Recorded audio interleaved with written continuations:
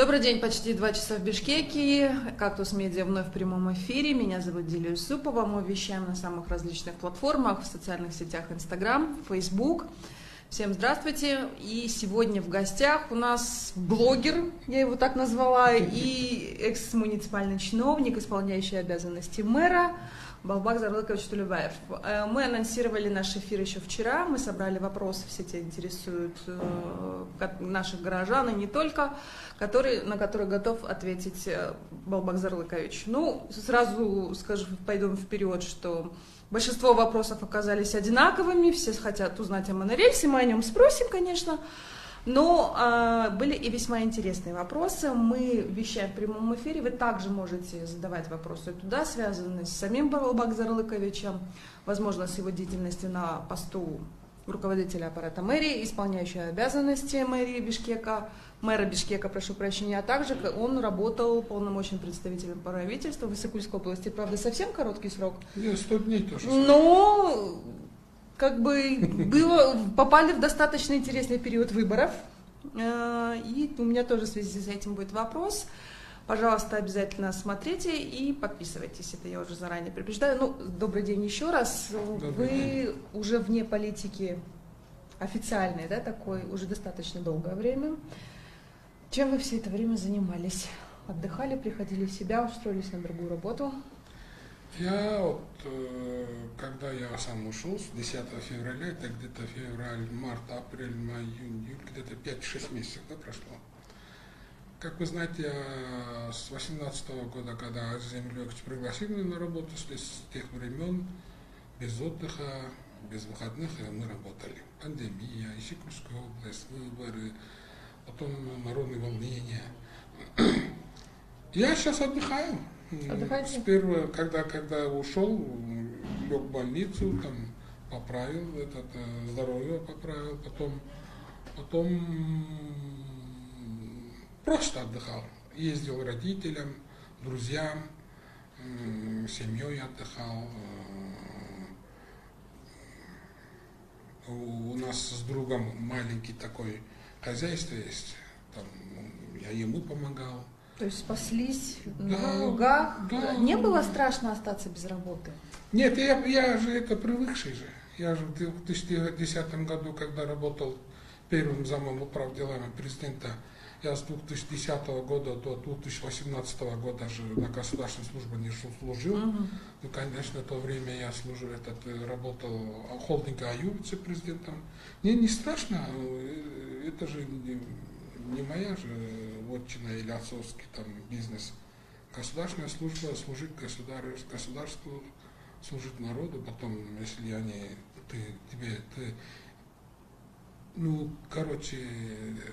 ты не требуешься, тогда можешь уйти.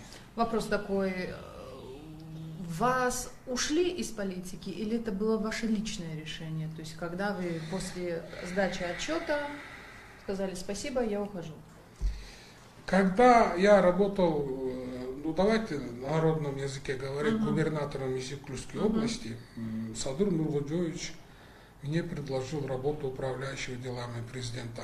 Он мне сказал, ты мне там нужен, там работа непочатый край, пожалуйста,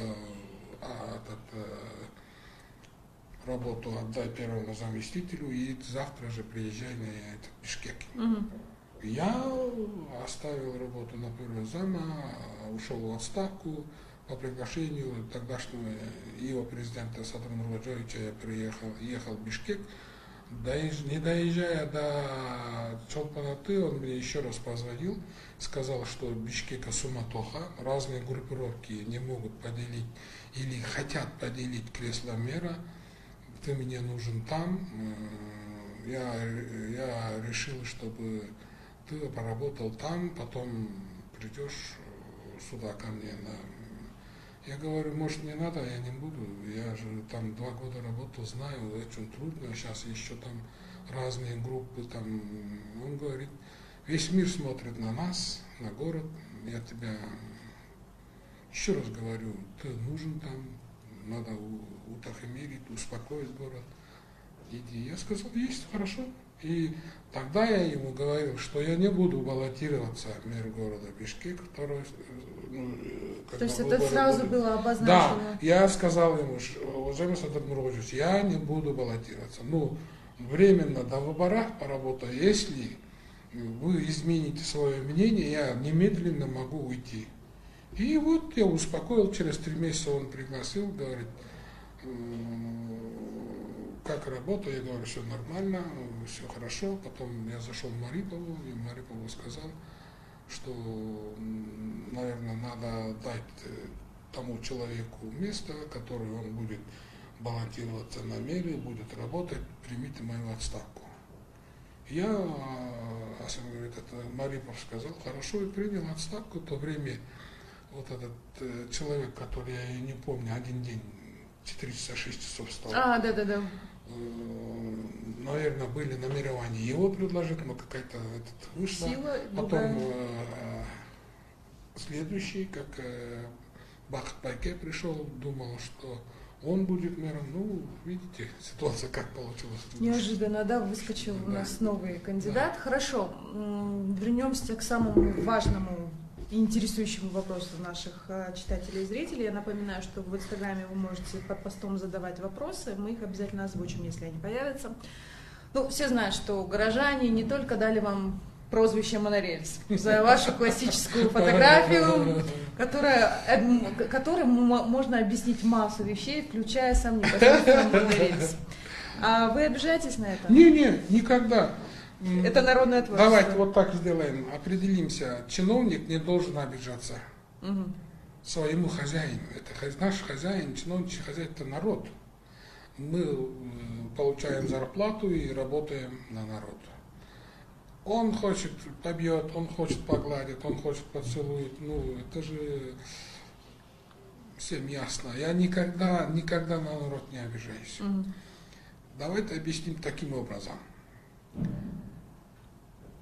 Человек, который работает в хозяйстве, он всегда ищет пути решения любого вопроса. В Бишкеке денег нету на покупку даже автобусов элементарных. Да, мы это уже давно понимаем. 100 автобусов, это где-то 380 миллионов суммах, образно говорю. Даже на это денег нету. Но мы же должны искать пути решения. Я в то время хотел объяснить таким образом. Вот Аламедийская речка, Алартинская речка, и там проходит БЧК, моя рука автоматически пошел, мы можем его соединить. Вот так. Я же не знал, что это они вытащат из этого, мог бы так показать, тогда, не знаю, мог бы вообще просто вот так показать. Но у меня получилось вот так. Надо объединить этот монорельс, если в будущем. И вот это вытащили и сказал, что Тулебаев показывает народу факт. Ну так же нельзя. Ну, я не обиделся. Но это же мы... Ну, идея монорельса, я вам точку поставлю. Да, теперь самое интересное, да, монорельс. А насколько вообще реально, да, вот теперь вот мы серьезно поговорим, насколько вообще объективно реально появление такого вида транспорта у нас в Бишкеке? Когда я работал в АИ холдинге, да, членом совета директоров, вице-президентов, суть вопроса надо разговаривать с инвестором, чтобы исполнить, чтобы решить или осуществить один проект, надо где-то 2-3 года. Я там убедился. В любом вопросе можно решить и перевести инвестора. Я же не говорил в то время, давайте из городского бюджета или республиканского бюджета построим. Я сказал с первого, у нас есть готовы. Например, в Китае или в Корее. Корея, я читал, Корея 37 километров дорог сделали за 333 миллиона долларов. Монорельсовые дороги. Но там проблемы были у корейского, ну, наверное, там какой-то город, я не помню. У них рельеф другой, вот такой, волнистый. У нас же прямо. У нас прямо. И у них надо было покупать эти земельные участки. Но у нас готовые речки. Аламедийская речка, просто надо вот эту систему, верхнюю систему поставить и спустить туда технологию монорельса. Может быть, не это дорого не будет стоить. Я говорил, это проект будущего. Надо искать инвестиции и закон о частном государстве. Сейчас турецкая компания заинтересовалась. Я вам еще раз один секрет расскажу. Когда вот это все вышло, мне позвонил Рахатбек Рысалиев. И он говорит, может, Давайте обсудим этот вопрос. Это кыргызский внутренний инвестор. Вы можете ему обратиться, что он хотел. Потом я ушел, я не мог с ним разговаривать. Потом турки приехали, которые вот эти вагоны для рельсов делают. Ну, я не знаю, в каком стадии. Просто надо, я сказал, надо привести инвестора и отдать. 19 километров Аларча, 17 километров Аламедин. И можно объединить вот, через БЧК и круговую сделать. Я уверен, что когда-то это будет в Бишкеке. Но надо найти инвестора, надо работать, разработать ТЭО. Но, понимаете, сейчас технология так быстро уходит вперед. Может быть, когда придет время, этот монорельс как автобус подешевее, тогда мы можем построить. Я еще сказал, это монорельс можно поставить до Сосновки, Тюйской области, с этой стороны. И можно было бы до Балахчи, потом круговую сделать. Это моя идея, хорошая надежда, что когда-нибудь Кыргызстан разбогатеет, и эти монорельсовую систему поставят. Конечно, инвестирование, деньги. А почему бы нет? Узбекистан же построил. Китай, Корея же построил. Есть вопросы от наших читателей. Сколько лет вы в политике и с какого года? Я первый раз политику с 97-го года, когда закончил Стамбульский университет. Я в Турции закончил лесное хозяйство и приехал помощником тогдашнего директора агентства Рустамбекова Тиана Султанкуловича. Я работал у него 8,5 лет помощником, в парламенте работал, управлял делами. Вот с 97-го года я активный, не политический, активный государственный политический служб. Еще вопрос. Житель Каракола задает, как вам понравилось быть акимом? В данном случае речь идет о полномочном представителе Иссык-Кульской области. Я знаю, что Иссык-Кульская область вам родная достаточно. Как вам работалось те 100 дней, которые... Еще раз хочу одну вещь сказать. Я же Иссык-Кульская область, Томского района, уважаемые иссык-кульцы. Иногда приходят молодые ребята и обижаются, вы поменяли Иссык-Куль Бишкек. Я никогда не поменял. Было указание президента, что должен помочь президенту здесь, я должен был здесь, поэтому Иссык-Кульская область, если я там остался бы, мои планы вы сами знаете, за 3 года я составил план работы, 300 миллионов долларов инвестиций должно быть. Притащили? Около 25 миллиардов сомов. И как удалось? Нет, мы же разработали план. Там была прямая инвестиция, там были правительственные деньги и хунтуревские деньги. Я за 45 дней весь Иссык-Куль объехал. В каждом селе какая проблема, я ее знаю. И мы поделили на 3 года шаговый план. Как, сколько и откуда деньги будет. Например, в одном селе только чистая вода нужна, в одном селе ФАП нужен, в одном селе мы хотели построить там мини-сахарный завод. В Томском районе мы, например, хотели прядельный там мини-завод, потому что там же народные изделия очень много же. Потом вот такие, потом в Джетыгусском, там где мы хотели построить на 10 гектаров карликовые яблоки. Это все муниципальное. Потом хотели, мы с Джетыгусским молзаводом работали, 3 миллиона сомма я и выделил на 150 рабочих мест. Вот таких очень много было, и это все запланировано.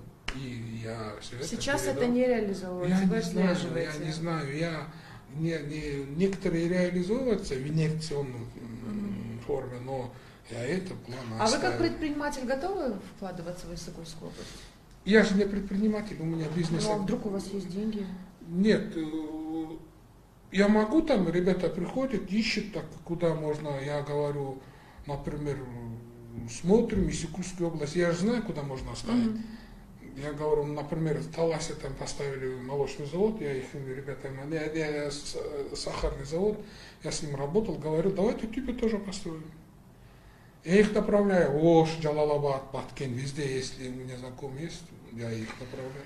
Хорошо, вернулись к вопросу денег. Какова у вас была зарплата в должности полномочного представителя правительства?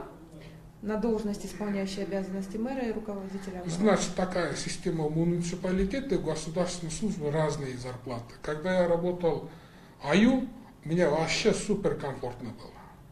Шаки, у меня хорошая зарплата. Из этой зарплаты, когда Сурахмат, мой друг, пригласил, я увидел меру зарплаты, я говорю, как можно так работать? И ведь пошли же? Я пошел ради Сурахмата, ради дружбы пошел, Сколько ради зарплата города. была? Руководитель аппарата было около 50 тысяч сомов. 50 тысяч сомов, руководитель аппарата мерии. Поехал работать губернатором, у губернатора зарплата 25 тысяч сомов. Серьезно? Вообще ужас. Понимаете, 25 тысяч сомов у губернатора зарплата. Когда начал работать... Ну там есть зато транспорт, квартира. Нет, квартира, да, квартира есть, транспорт есть, это, бензин дают. А куда еще тратить? Ну ладно, у тебя же семья есть, девочки растут, там, надо там той аш, мой аш, кыргызов, вы же знаете как. У этого не хватало, действительно. Потом приехал в мэрию, у мэра зарплата у меня 96 тысяч. А почему? У муниципалитета совсем другая система. У нас был профессионал Бакитаев, Алмаз Хушбекович, он молодец, он все вот разные эти, надбавки, чин, мин, там работал вот. И у Сурахматова больше было, наверное, у него, а у меня чуть меньше. Вам этой суммы хватало, 96 тысяч? Вообще супер хватало. Вообще не думая работать. Какие у вас основные траты? У меня? Да, вы любите дорогую технику, возможно, тратите на какое-то Нет, свое хобби, там, или все уходит на помощь своим родственникам? Нет. Во-первых, моя первая трата это коммунальные услуги. Во-вторых, у меня родители, отцу 91, маме там 86 лет. Дай Бог им здоровья. Спасибо, им продукты отправляю, лекарства. Там же в Тоне живут? Да, они в селе живут. В селе, сами знаете, там, братья есть тоже помогать, но я основной содержатель. Потом, я очень люблю охоту. Потом, ну, это дорогое хобби. Нет, в Кыргызстане недорого. Один раз купил там вещи и все. Потом купим деньги на девочек, на учебу. И все. Вопрос такой от Чигая Анатолия. Вы так и не успели до конца сделать, завершить многие проекты в Бишкеке. О каком проекте вы сожалеете больше всего? Самое главное, он спрашивает про Бишкек, про Иссык-Куль тоже очень сожалею. У меня мало времени было. Если дали ему время, я вот этот 25 миллиардов сомов за 3 года я сделал бы Иссык-Куль конфеткой. Я вам честно признаюсь. Свидетельство это Каракол, выделил там по 10 миллионов, Канимет молодец, тоже экс-мэр, выделил 20 миллионов сомов, один Кашкасу, один Восход, там вообще ужас было внутри. Мы не успели полностью выполнить. Мы хотели там купить аппаратуру, которая делает брусчатку, но каменную брусчатку. В Караколе очень много белые и черные мрамора. Мы хотели вот это купить за 20 тысяч долларов приблизительно. И перекрыть все дороги. Дороги там, конечно, печальные. Я на прошлых выходных была, я могу подтвердить. Там, потом мы думали, там, Каракол, Балакчы, Чолпанату. Иссык-Куле самая крупная 3 проблемы. Первое, это очистные сооружения Чолпанаты. Это от Пастери до Тамчи, если очистные сооружения не сделаешь, Иссык-Куль можно закрыть, один день взорвется. Около 50 миллионов долларов. Но я слышал, где-то Садар Нурбаджович уже подписал, нашел деньги, и им будет делать. Это первая крупная, это очень большая проблема. Вторая проблема это Каджисайское хвостохранилище. Второй этап. Росатом должен делать 5 миллионов долларов. Если мы это не сделаем, если он взорвется, на Иссык-Куль никто не придет. Третья Они уже совершенно размыты. Уже все, она очень большая опасность. Я напомню, что в Кыргызстане есть несколько хвостохранилищ. Это последствия разработки горнорудных комбинатов, которые добывали урановую руду. Они есть у нас в Каджисае, у нас они есть на юге Малису. Это считаются самыми критичными точками, и этим занимается проект Европейского Союза и Росатом совместно. Вот об этом ведет речь Балбак Зарлыкаевич. Самое крупное сейчас это Иссык-Куль, Каджисай. Если мы это не закроем, у нас трагедия будет. Это вообще ужас. Третье – это дороги. Спасибо. Я вам честно признаюсь, не подхалим, что говорят все Пахтакор, Уянгджун, Паянджун. Вот Томский район вы видели? 25 километров начали строить четырехполосную дорогу. Да. Это очень для широко. Нас, для Томского района, для южного берега была трагедия. С учетом того, что там постоянно сходят серии. Конечно, это вообще ужас. Вот сейчас начали нам... Вообще радость нету предела. Вот это 3 проблемы. Потом есть мелкие проблемы. А по Бишкеку, да. Я вам еще одну этот секрет раскрою. В Бишкеке есть где-то 25-30 проблем. Давайте основные топ-5 проблем перечислим. Придет Балбах Зарлыхович, не придет Балбах Зарлыхович, любой мэр столкнется с этим проблемой. Какие? Значит, первое, это смог. Да. Надо решить. Каким образом? Есть выходы. Просто надо, вот Ахлбек Усумбекович говорит, в следующем году мы ТЭЦ передадим Бишкеку. Хорошо? Супер, передайте, хозяйственный субъект. Но заберите образование. Бишкек из своего бюджета на образование тратит колоссальные деньги, 3,5 миллиарда сомов. Почему муниципалитет должен делать работу правительства? По Конституции это обеспечивает государство. Ну заберите ТЭЦ Бишкек, отдайте мы сами эти 35 миллиардов ТЭЦ Бишкек. Может быть, будем газифицировать. Вот Садар Нурбаджович тоже поехал, второй ТЭЦ открывает, полностью газификации. И транспорт. Это основной боль. Вот сейчас нету отопления. Посмотрите вокруг Бишкека. Смог начался. Это от чего? Все, уже приехали. Где-то 400 тысяч автомашин есть без катализатора. Большинство из них надо контролировать жестко. Новостройка. Транспорт. Еще? Нет, смог первый. Смог. Надо. Из смога там очень много составляющих. И второй, транспорт. Муниципалитет, вот после пандемии, Азиз Эмильбекович молодец, он в свое время 100 автобусов привез, это автобус чуть-чуть работает, закрыл. Но еще хотели, пандемия получился, вот автобус, да, автобус нам надо. Не автобус, а транспортный коллапс надо решить. Надо вывести вот старые, говорят, маршрутки за чертой города. Уважаемые, надо посмотреть в реальности глаза. Без маршрутки в данное время мы не можем возить людей. В день на линию выходит 1500 маршруток. Бишкеку нужен где-то около 1500-1400 автобусов. А у нас сколько? Около 200 автобусов, 100-115, я точно не помню, троллейбусов. 300-400. А остальное кто возит? Маршрутник возит. Это реальность, я вам говорю. Сразу у меня вопрос на эту тему. Вчера возник, я пока не забыла, возник конфликт в БГК по поводу того, кто должен определять тарифы. Спикер Бишкекского горкинеша Кованышбек Кангантеев говорит, что это не в полномочиях БГК. Мэрия говорит, нет, это не наши полномочия. Почему этот вопрос никто не хочет решать? Понимаете, этот вопрос кто-то же должен принять на себя ответственность. Принять и решить. Не. Есть законоположение, которые тарифы всегда решает работодатель. У нас кто работодатель в Бишкеке? Горкинеш. Тарифы всегда решал Джабал Горкинеш. А у нас есть процедура. Первый мэрия выходит на обсуждение горожан. После этого он отправляет в Министерство экономики. Анализ регулятивного воздействия. Она нужна нам или не нужна. Потом заносится конкретно написано. Горкинеш принимает или отказывает. Почему Куанышбек Камбарлевич такой это я получил, я не знаю, откуда он это сделал. Но должен решить Горкинеш. Надо быстрее решить это. Это один из источников напряжения будет по городу. К вопросу о тарифах мы вернемся чуть попозже. Еще топ-проблемы, возвращаемся. Первое – это смог, второй – транспорт. Третья ваша проблема, на ваш взгляд, какая? Образование. То есть о чем говоришь, что надо вопрос образования вернуть в министерство? Вот это говорю, потом благоустройство, тротуара, транспорт. Ну, просто мы должны создать условия горожан. Из них там парки, марки. У меня 25 проблем было. Вот это все я написал.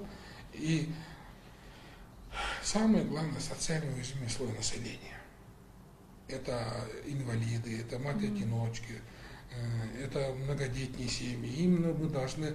Когда я работал во время пандемии, мне было плохо. Пандемия изменила мое мировоззрение, существование. Вы стали заниматься благотворительностью? Вообще-то я хотел уйти из государственной службы.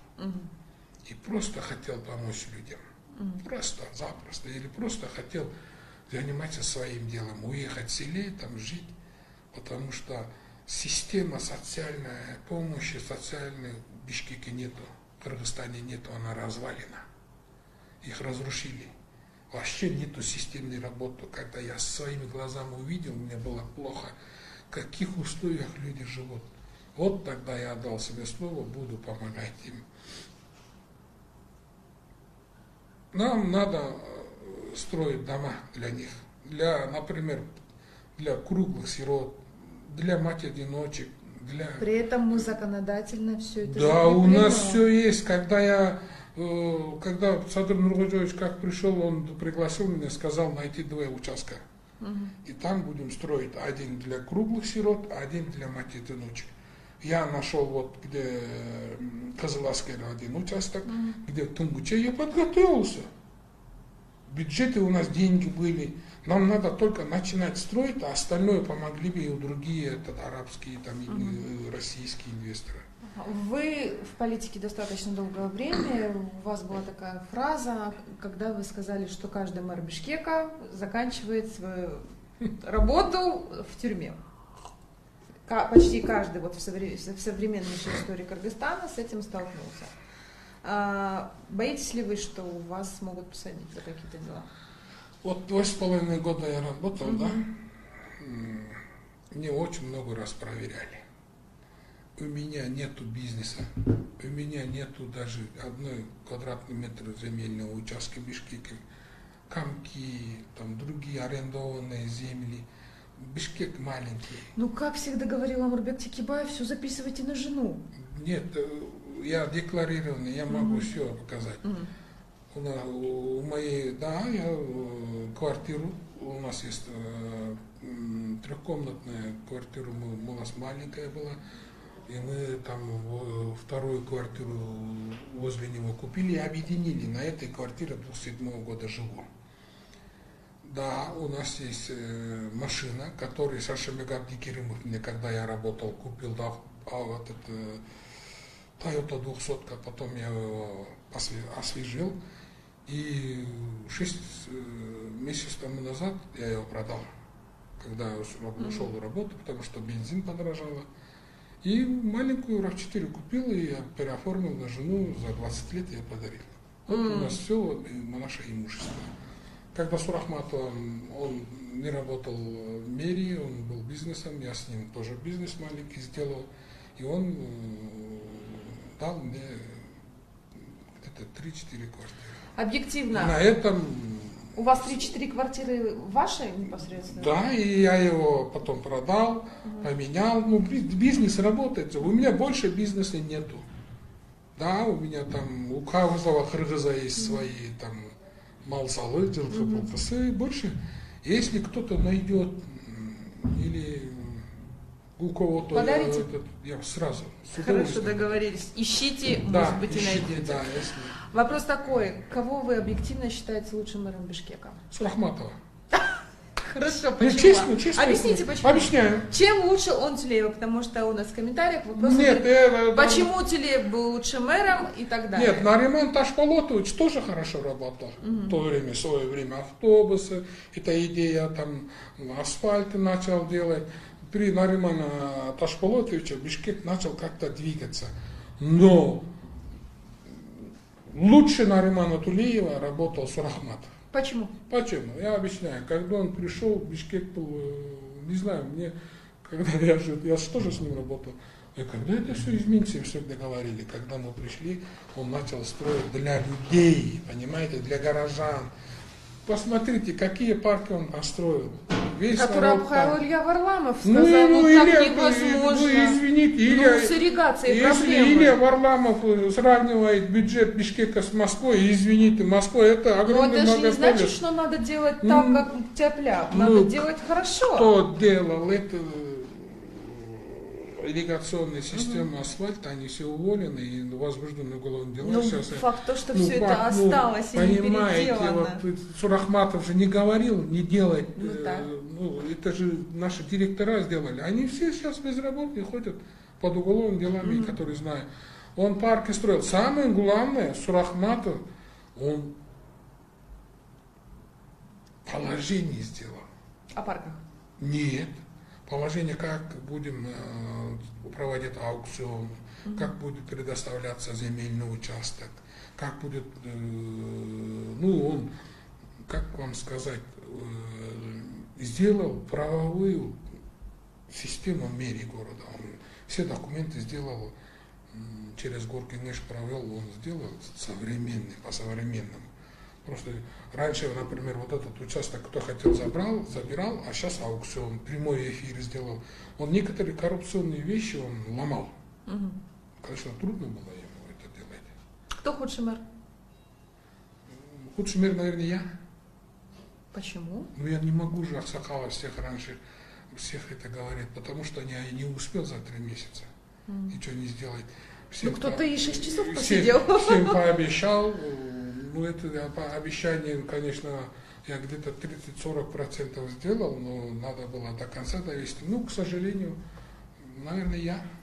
Вопрос еще такой у нас задавался. Почему вы запретили хоронить на Ларчинском кладбище, особенно тем, кто до этого приобретал участки? Я знаю, что существует проблема захоронения в городе. Ларчинское кладбище было яма для коррупции, давайте так назовем. Так. Там вообще ужас был. Там люди приходили. Например, там когда-то умер, один человек, просто его вытаскивали, кости выбрасывали и туда хоронили. Такие факты были. Ужас вообще, не могу сейчас сказать. И там мафия. Там один захоронение. С ней бороться нельзя? Невозможно? Невозможно, без закрытия. Кто ее покрывает? Сами местные, там очень большие люди там стояли. Кто? Когда я не могу сказать это, когда-то стоял, когда я закрывал, такая там метод было. Ну, в большинстве случаев в итоге пострадали тогда порядочные люди, Ну, которые приобрели участки для того, чтобы родители были вместе похоронены, а им теперь запретили. Ну, вы извините, там в свое время, как они получили, тоже вопрос. Так не надо было, может быть, сейчас этих людей надо было считать, надо было, может быть, не знаю, но надо было закрыть. Там ужас было, там вандализм было, понимаете, там никакая религия не позволит этого. Ради денег люди пошли на это, понимаете, друг другу там хаяли, друг друга били, друг друга там это делали, потом одного могилу вытаскивали, кости выбрасывали туда, захоронили. Когда я закрыл кладбище, ко мне пришли бароны цыганские, мне сказали, дай разрешение, вот там умер, сколько хочешь, говорит, мне градоначальник, денег дам, говорит. Хочешь 10 тысяч, хочешь 50 тысяч, говорит, денег дам, долларов. Дай разрешение. Я говорю, не могу дать. Вы извините, пожалуйста. Есть распоряжение, есть. Захоронение на другое место. Просто чиновники, люди, которые приняли решение, они должны это решение до конца принимать. Потом после меня там еще 5-6 штук похоронили, взяли взятки, там уголовные дела, тоже там вообще ужас. Но надо было, надо было, потому что там, понимаешь, вот, это же городская же, это же там люди, там, они как будто на собственной огороде хоронили, понимаете, деньги взяли, деньги получали на это. Но так же нельзя. Вопрос еще следующий. Очень многие жалуются на внешний вид Бишкека, отсутствие такой приличного визуального вида архитектуры. Вот этот дом напротив Бишкек-парка, 3 года всем глаза мозолил, в какой-то веке его до ума довели, рук не хватало. Есть план по детальной планировке Бишкека, почему он не соблюдается и каким образом сейчас можно наладить внешний вид и привести его к унифицированному. Потому что, когда я путешествую по миру, да, привет, допандемийные времена, я каждый раз убеждаю, что эклектика, она нужная и важная вещь. Но у нас это совершенно лоскутное одеяло. Сям, там и никакого приличного эстетического вида. Очень многие люди обсуждают и говорят, что Мерия вот испортил город. А кто виноват? Эти люди, которые нельзя было построить на одном месте, пентхауза сидят и обсуждают Мерию. На твоем месте дома не должно было построить этот дом. Есть некоторые строительные фирмы, которые тоже говорят, вы в Мерии там разрешительную архитектуру винят, Мерию винят, что вы разрешили построить этот дом. Ну тогда зачем ты покупал, строил? Понимаешь? Некоторые люди сами виноваты. Хорошо, есть какой-то способ решить этот проблем? Есть. Понятно, что сейчас мы Незаконное дома не снесем. Незаконное строительство надо снести и все. Даже Турция те же так сделала. те же Ну и жилые что? дома. Ну и что? Так. Турция же так сделали. Но мы же понимаем, что у нас в Кыргызстане это Вот нереально. теперь, да, это уже прошло, но мы должны сказать людям всем, хорошо, все как прошло, но есть некоторые места, которые надо убрать этот дом. Например, дали разрешение 10-го, Салоника, знаете, Слоники? Да, парк Слоники. Парк Слоники, да. Освещали там конкретно митинги. дали там участок на строительство многоэтажного дома. Я приглашаю хозяина, он добросовестный, хорошо, ему же кто-то же дал, он купил на свои деньги, разрешительные все документы получил, теперь народ против. Правильно, что народ против. Я ему говорю, это же туда же нельзя же, там народ против, там надо вот так. Давай я тебе другой участок дам. Ты мне отдай этот участок для народа, парк построить. Он согласился. Потом я ушел, не знаю. Таких очень много вопросов. Просто с ними надо разговаривать. Уважаемые бизнесмены, против народа не надо идти. Если там не строится, не стройте. Договоритесь с мэрией, да, вы, может быть, в свое время купили, там, добросовестные покупатели, но надо же уже в А как насчет создания документа, который унифицирует внешний вид домов, вывесок, счетов рекламных, возможно, которые будут более-менее визуально приятны? То есть у нас вот идешь, у одного магазина оранжевая вывеска, следом у него зеленая, понятно, что есть бренд, собственный логотип, но в принципе этот вопрос унифицировать можно? Это можно. Можно? Это Почему бишкекский горкинеш и мэрия? Это не горкинеш, это должен делать архитектор. То есть главный проблема архитектор там? Архитектуры, да?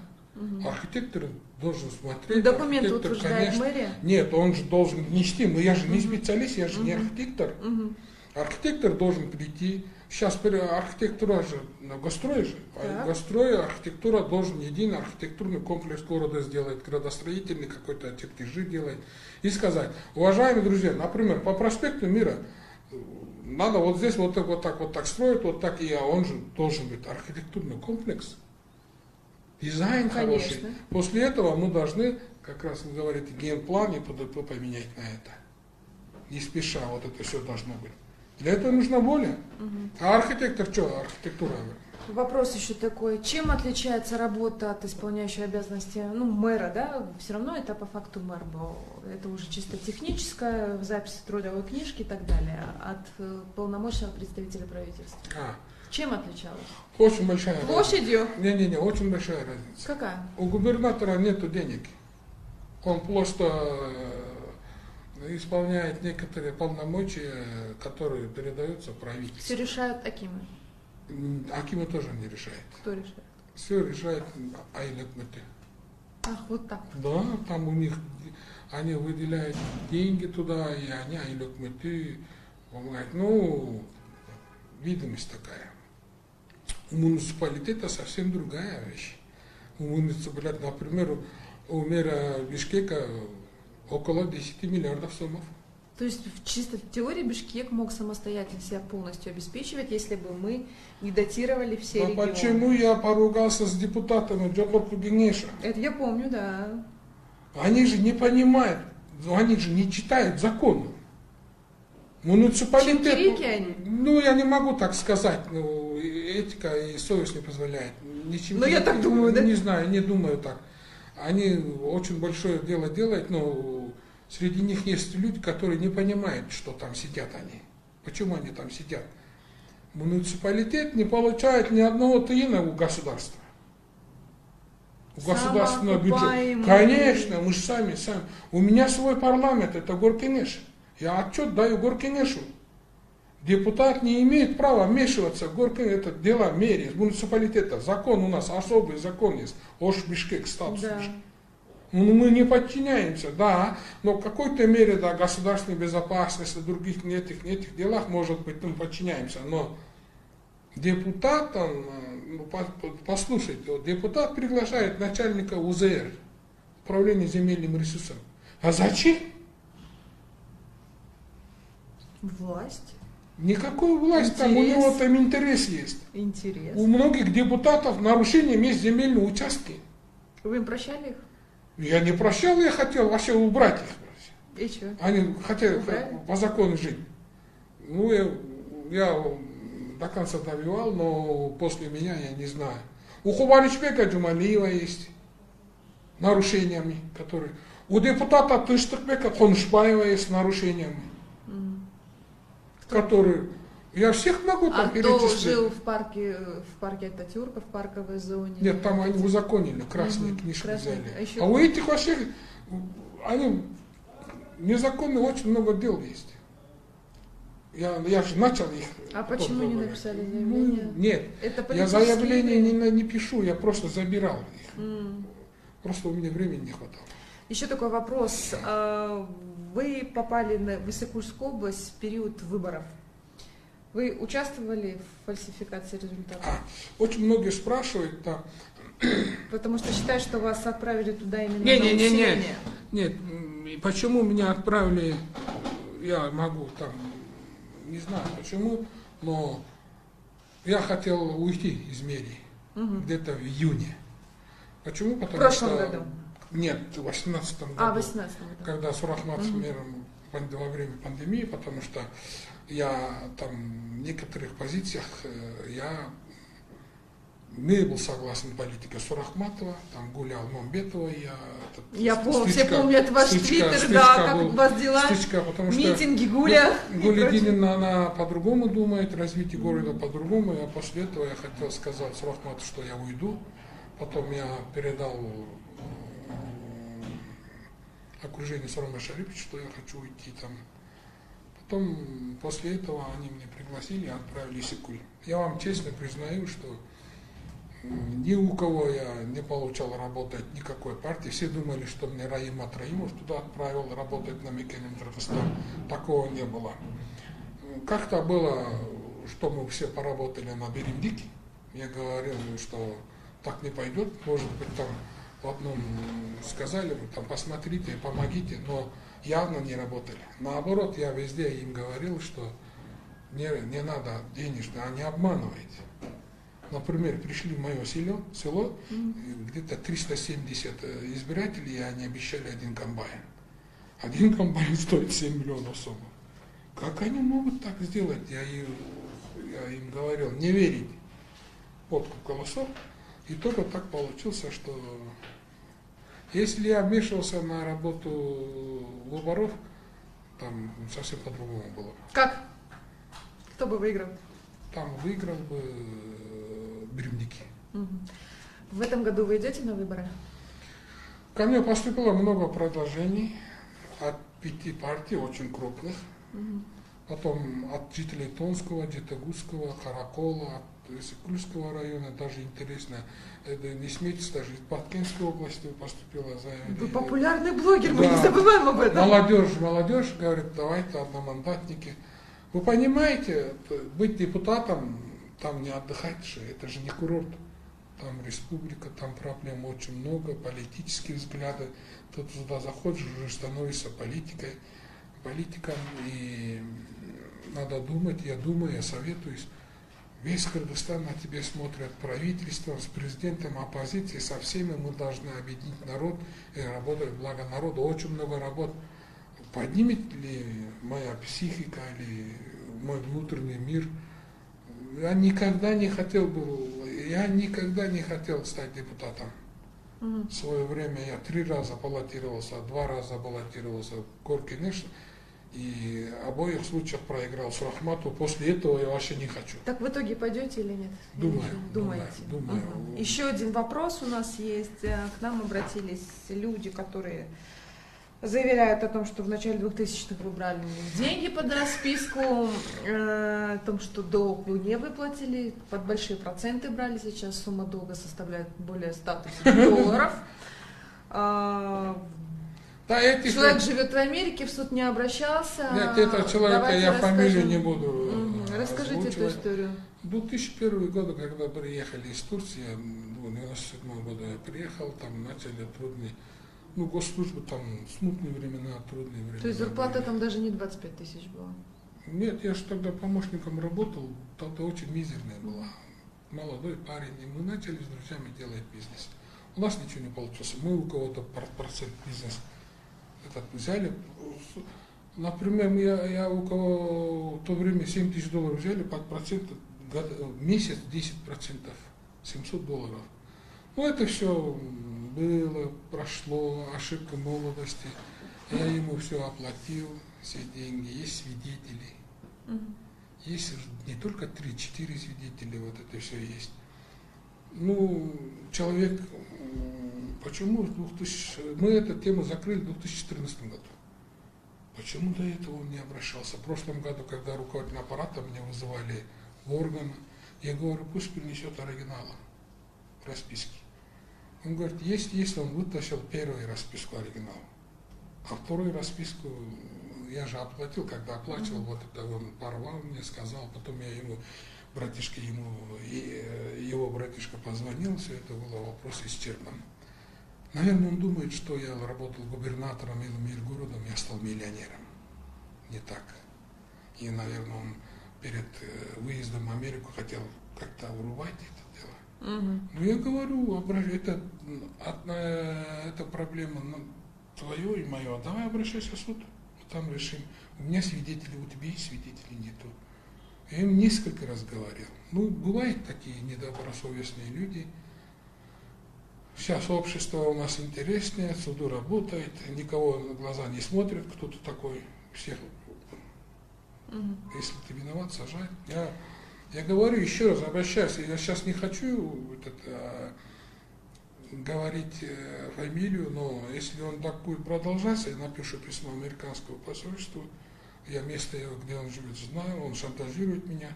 Или пусть он приедет с супругой, подаст меня на суд, в суде встретимся, ты придешь, или открытый суд сделаем.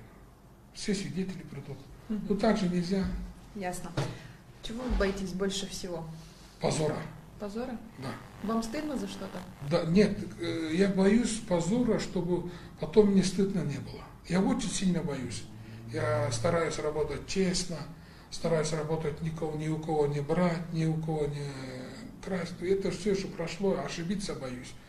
У меня дома девочки, дочери мои, семья, родители. Самое главное для кыргыза это позор. И от этого боюсь, честно говоря. Ожидаете ли вы интересного такого исхода на предстоящих выборах? Вот насчет предстоящих выборов. Выборный процесс пошел. Вот первый процесс, наверное, такой политический, это 17-го Туюнала Абдраимов хочет провести митинги на день рождения Алмаз Шаршевича. Я хочу обратиться к Туюналу Айке. Пожалуйста, не делайте этого. И так народ будораженный. Ваши братишки же работают, ваши земляки. Вот управление делами Бахтбайке работает, мэр города ваш братишка. 2 района Акима ваши братишки Салатинские. Зачем вам это? Будоражит народ. Зачем? Завтра как вы посмотрите на их глаза? Вы же опытный политик, вы же губернатором работали, председателем ЦИК. Зачем вам это все? Если вам какие-то у вас есть требования, зайдите к президенту, объясните, он, наверное, примет. мурункудай болбойт да байкем, азыр башка заманда. Зачем? Экиге бөлүнүп чабышабызбы? Зачем так? Хорошо. Не будет такого, вот, я думаю, у нас в Кыргызстане есть где-то 7-8 напряженных ситуационных таких вызовов. Надо просто для них ответить. Один из этих вызовов – это выборы. Садыр Нургулжоевич, пожалуйста, покажите волю. Я вам обращаюсь как братишка, как ваш сторонник. Хотите, мне даже работу не надо. Я просто как сторонник говорю. Если кто-то нарушил, уберите из выборов. Будет все нормально. Мы же все это видели. Как это? Алсаңыз ертең бір нарушение болса, эмне кыласыз аны өлкөнүн кызыкчылыгы үчүн. Ну, будем надеяться, что все пройдет хорошо. Да. На этой позитивной ноте мы заканчиваем. Спасибо большое. Я напомню, что в гостях у нас был бывший муниципальный чиновник и блогер. Я его так называю. Вы любите соцсети? Мы это очень люблю. После жены. Такая После жены. Балбак Тулебаев. Я напоминаю, что меня зовут Дилия Юсупова. Вы смотрели прямые эфиры «Кактус Медиа» в Фейсбуке и Инстаграме. Обязательно подписывайтесь, ставьте колокольчики, пишите комментарии. Обязательно пишите, кого бы хотели увидеть у нас в эфире. И помните, что «Кактус Медиа» любит вас.